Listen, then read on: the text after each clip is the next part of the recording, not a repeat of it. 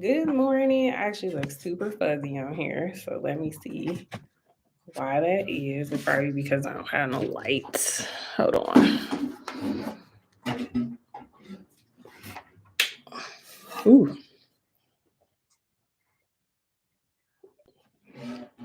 I think that was exactly what it was. Hold on.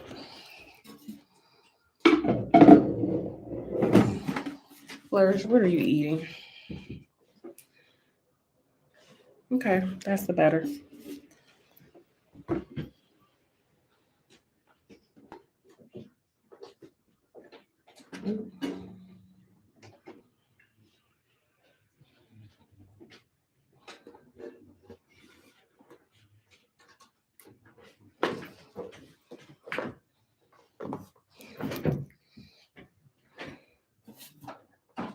Oh, it's so bright.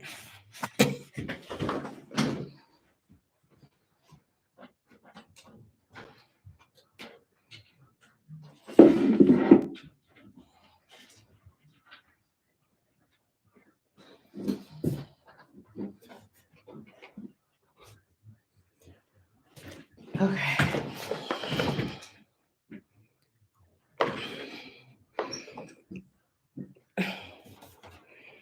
This is still super bright.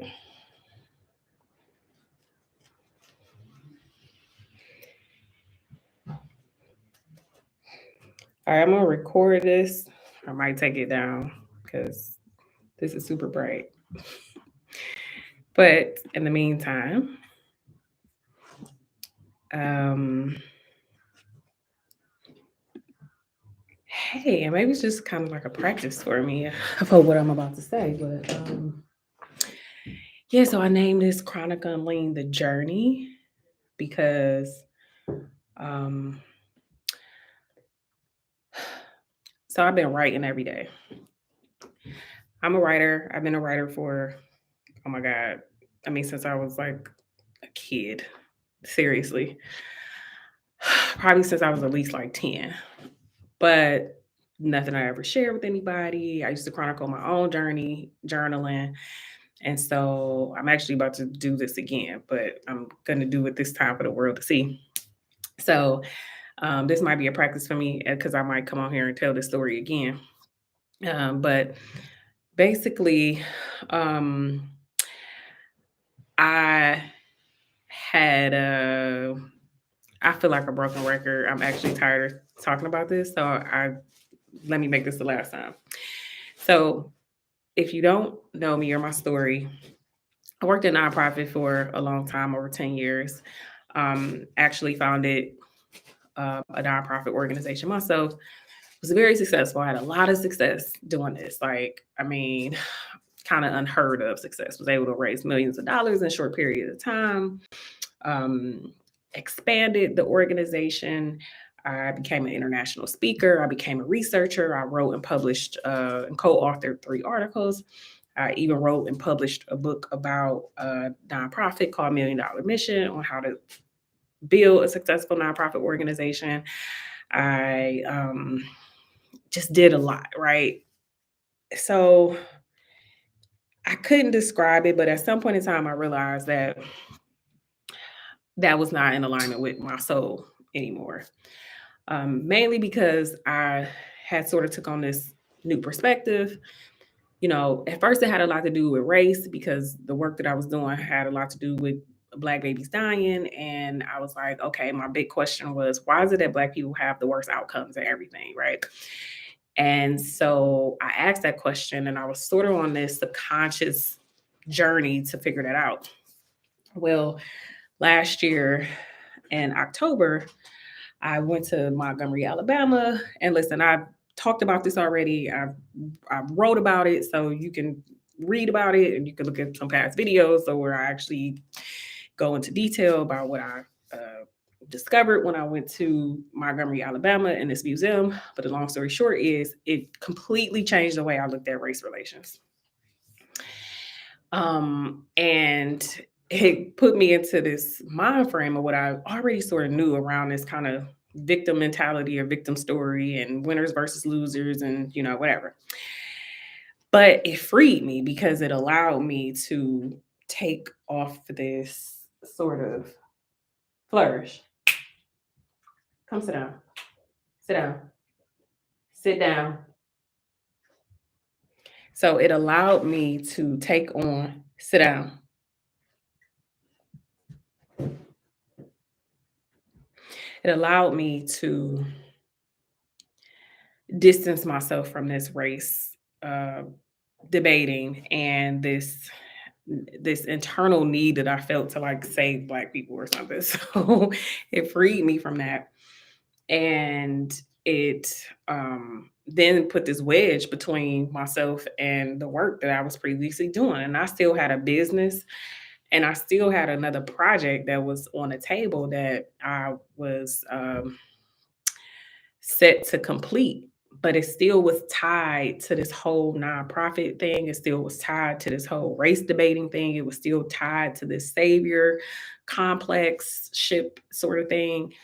And because my beliefs shifted and I had came into this new level of understanding, I just wasn't feeling it anymore because I just didn't believe in it anymore. I just simply don't believe in that anymore. So this past week, I finally threw in a towel for that project. I just was like, listen, I'm not going to complete this because I'm not passionate about this. I don't believe in this anymore. I'm a totally different person now. And I had to let that go. Okay, boom. That's it. I'm done talking about that. Man, almost as soon as I did that, my body, my soul, everything was speaking to me again. Like, girl, you know what it is that you love to do. Do it, right? So, what is it that I love to do, or what I'll be chronicling is that I love music. Like, I love music more than any person I know. I love music.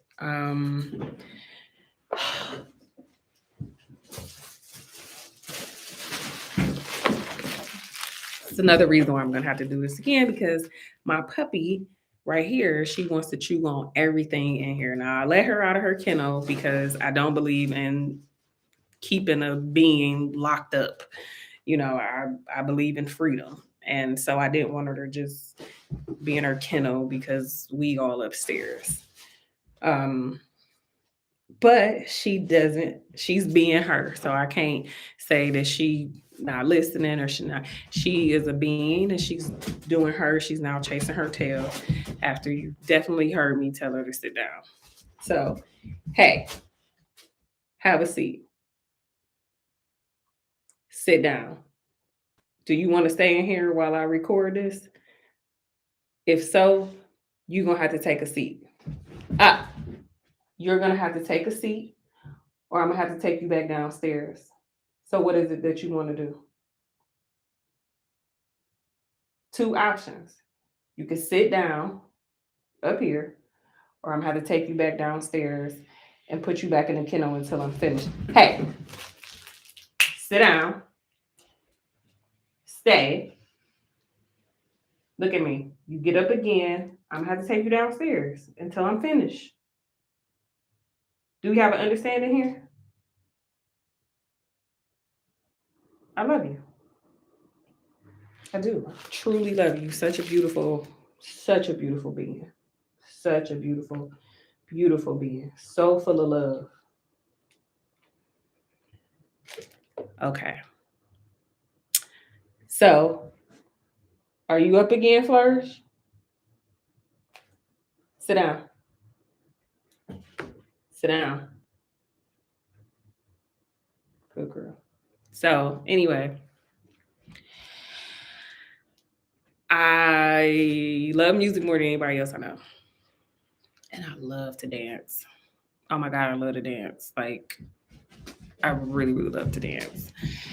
And I love to write. So, those are the three things that I do when I love to do: music, dance, writing. Sit down. Sit down. Sit down. Sit down. So, because those are the things that I love to do, that's all I want to do. And one of the things that I realized, excuse me, I'm gonna take her back downstairs because she isn't listening.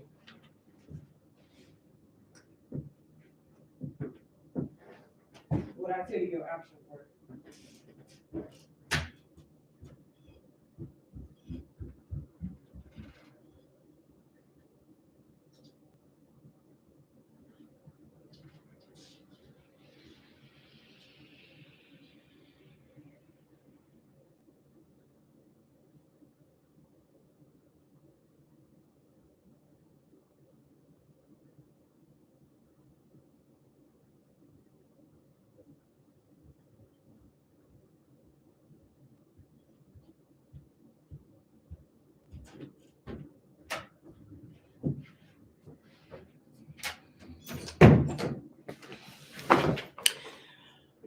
Whew, okay.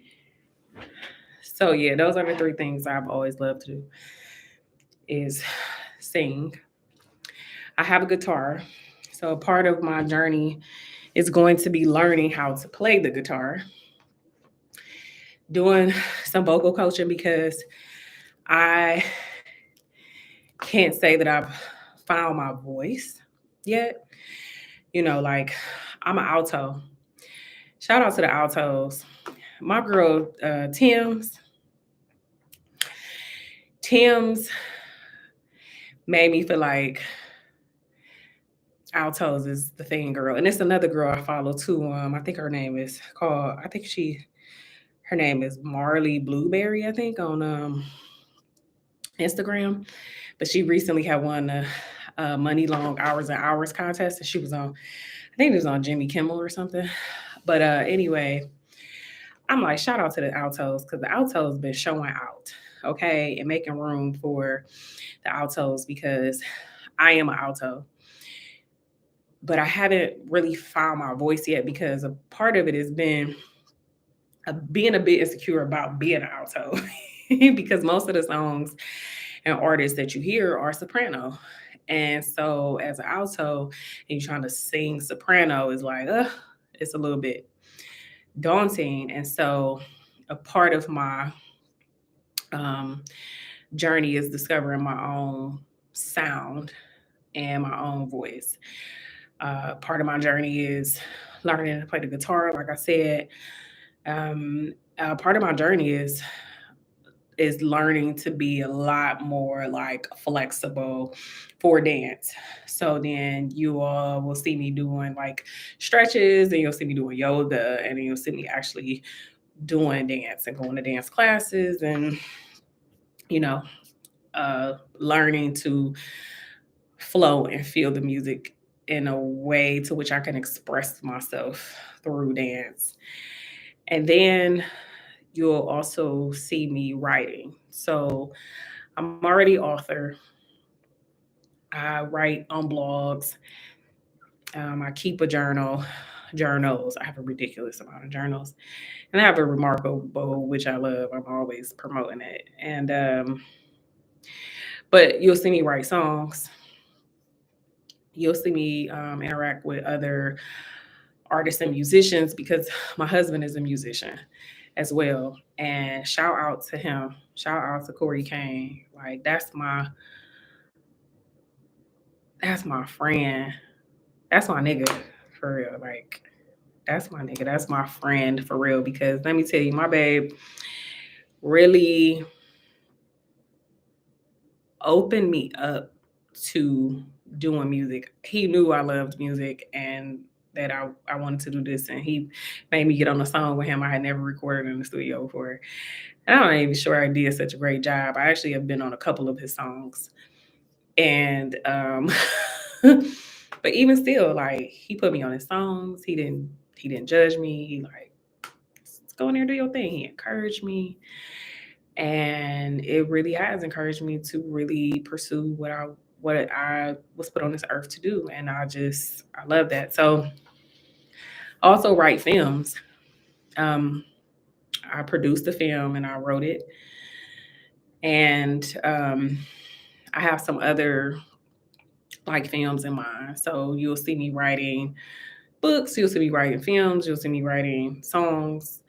Again, you'll see me dancing, you'll see me making music and discovering myself and discovering my journey around music, dance, and different forms of writing. And as a bonus, because my nature is to serve, I love serving.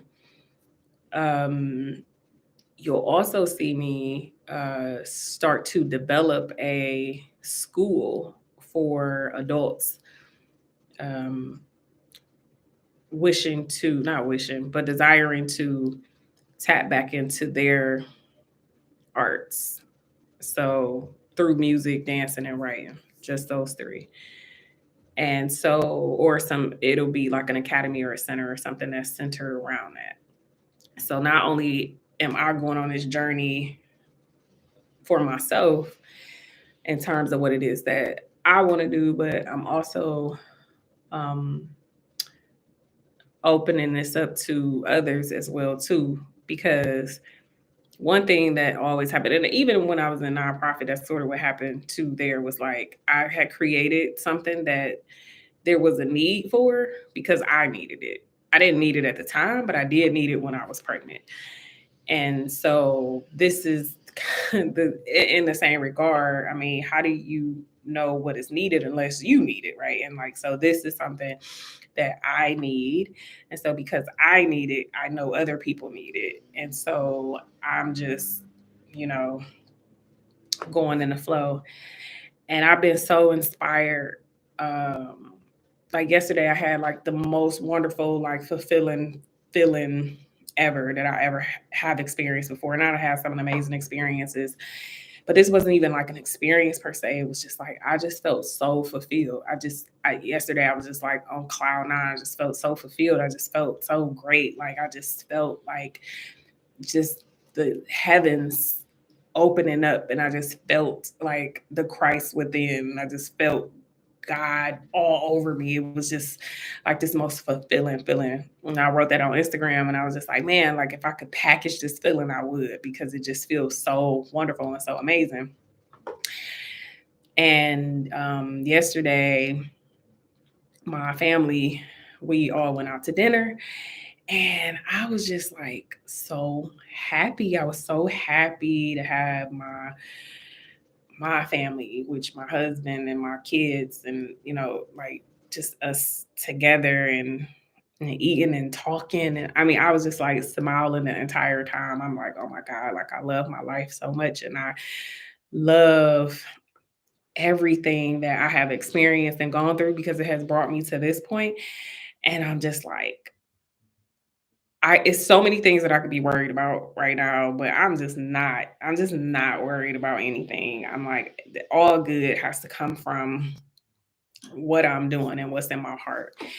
And so today I woke up.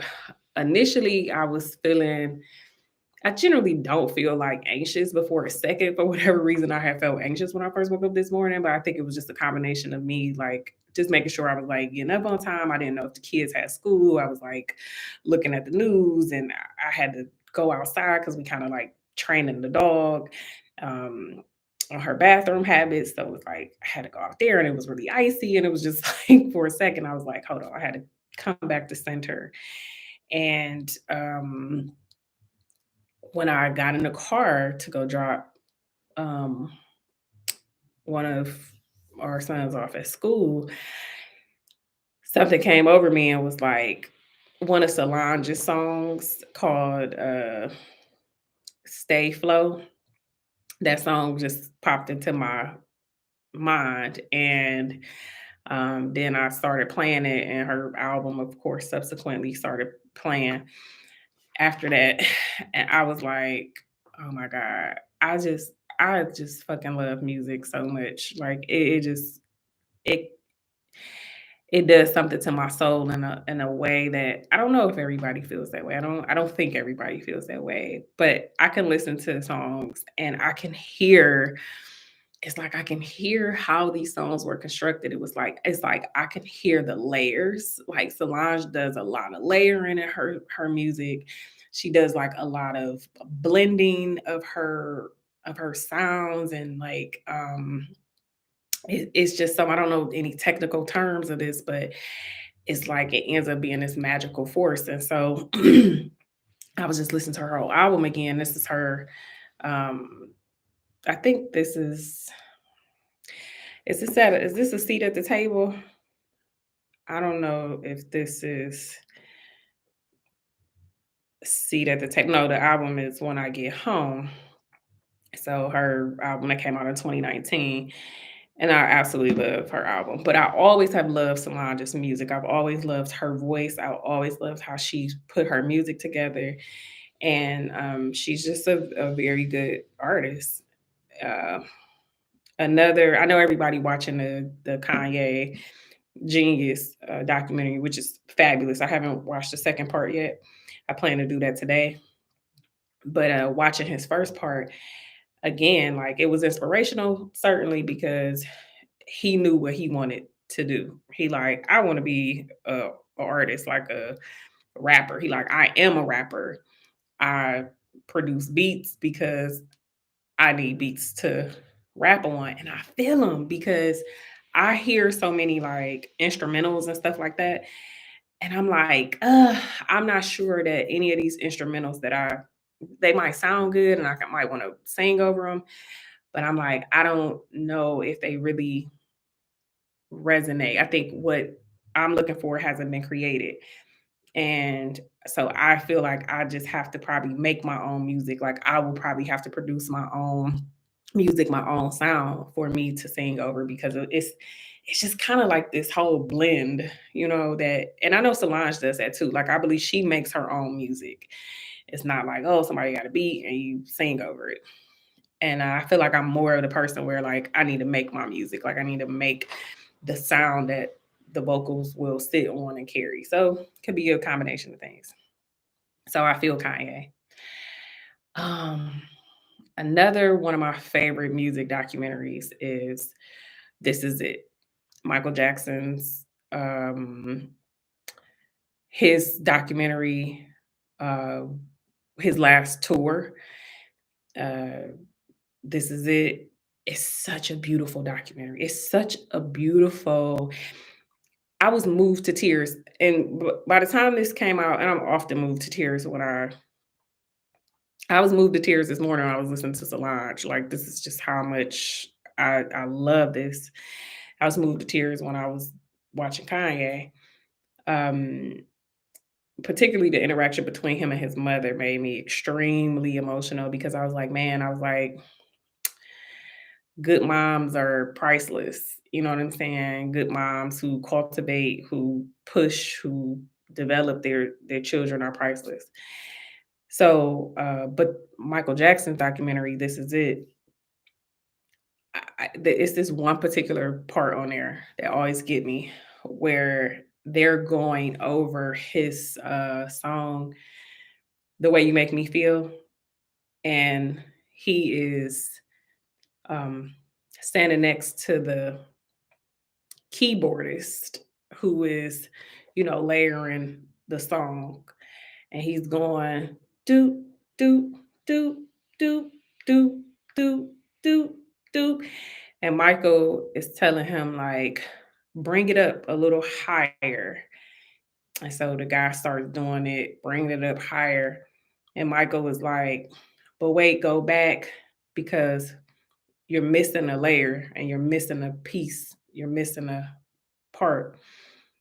To us, the music sounded like how we usually hear the way you make me feel and the do do do do do do.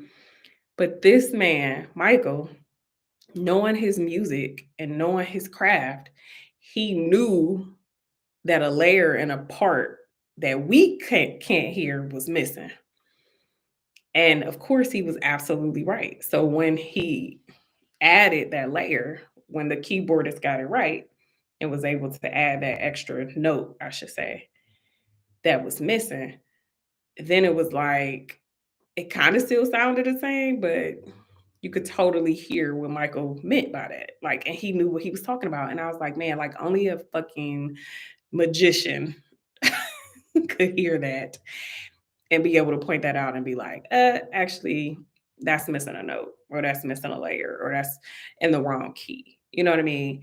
But it's the genius behind it. And so I often say that when you are inspired by another person, at that moment, the divinity in you recognizes the divinity in them. And that's what inspiration means, at least to me. And that's my definition of it is because you don't know why you feel inspired by something or somebody, right? You just know that it just lights you up on the inside. So what is it that could be lighting you up on the inside? You're like impressed by this person's gift or this talent or whatever it is. And so you feel inspired by that, like, oh, this is so inspirational that you could be so transparent, that you could be so vulnerable, that you could be so authentic, that you have this talent that can do this thing. But why would we light up like that? We would only light up like that if we recognize something in that person because we know that something like that exists within us. And so the inspiration is like this two-way exchange. So I always say that when you feel inspired, you better go and do something with that inspiration because at that moment, infinite intelligence has awakened in you, and that's your creative spot and your creative juice. So for me this morning, like I said, I didn't want to lose that creative juice. I listened to Solange and I came in and I started setting up the guitar and I wrote and published another article. And I started writing down a checklist of what I needed, which is starting a music, dance, and writing blog or publication, I should say, the school, getting the name and logo and all that stuff together. Because I already have my logo for me as an artist. But I'm just happy. And I read this article too. This is another thing that inspired me this morning is that I read this article about a lady. She was talking about her depression and how she's made over $2 million writing about her depression online. And I generally like when people talk about depression and anxiety, I generally be like, oh, well, we usually have depression because we uh, have a negative identity. We associate ourselves in a negative light, in a negative way, feeling like not good enough, feeling like. So she was talking about how she has depression and writing is therapeutic for her. So she writes a lot because she's like, basically, when I'm not writing, then I'm depressed. And she's made a lot of money from this. And so she was just also talking about, you know, wealth and freedom and she used the quote that was just talking about how wealth is freedom and you don't have to go to these meetings and you don't have to do this, you don't have to do that. And I was like, oh my God, I was like, this is totally where I'm at as well, too, because a part of me freeing myself was to be able to free myself in a way to for wealth and riches, and claiming and knowing that I am wealth, I am rich, I am these things, and embodying that through my creative expression. Um, because that's the true wealth, right? Like your passion is your wealth. So if your passion exists here in the mind and your mental capacity, and then what comes out is your creative is in your heart, and then the creative expression of it or physical expression of it is the gift. So whether you sing, dance, write, whatever you do, but it all starts here. The wealth of it is the idea that you have to do it. And then the heart is the creativity and sort of the cultivation of it as to how you, um, what's the word I'm looking for? It's how you craft it. Your heart expression is how you craft that wealth that you have here, an idea, and then what you give to the world and the physical expression of it. Um, it's just that it's your talent. It's the physical expression of what you got in your heart and the creativity. And so in her case, of course, her writing was her and is her physical expression. And but what she said about wealth and freedom is just so true. She was saying how she donates so much money back and all of this stuff. And anyway, her story inspired me, which was an anomaly for me because she was talking about her depression, which I have my own thoughts about depression, but her story was very interesting. I usually don't read articles and stuff about depression, but what she said was very, very inspiring to me. So, anyway, like I said, because this is so choppy, this live that I just put, I'm probably gonna go and get myself together and come back and kind of do another one and talk about my journey because I YouTube now lets you pull snippets, I think like 15-second snippets from these videos that you create, and which is great because now then you can share that on Instagram or whatever because YouTube don't let you really download the videos that's on here unless they're your videos. So the fact that they have upgraded and added the feature to then kind of grab 15 seconds of a video and be able to push them wherever, I think is awesome because now I can do that on TikTok and Instagram and all of that. So shout out to YouTube. But yeah, see y'all in a minute. I'm excited to share my journey. Keep me accountable so that I can do it every day. Oh, because she also wrote something. This is the other inspiring thing that she wrote. She was talking about how she lazy. She was like, I feel lazy all the time, but I still get up and write.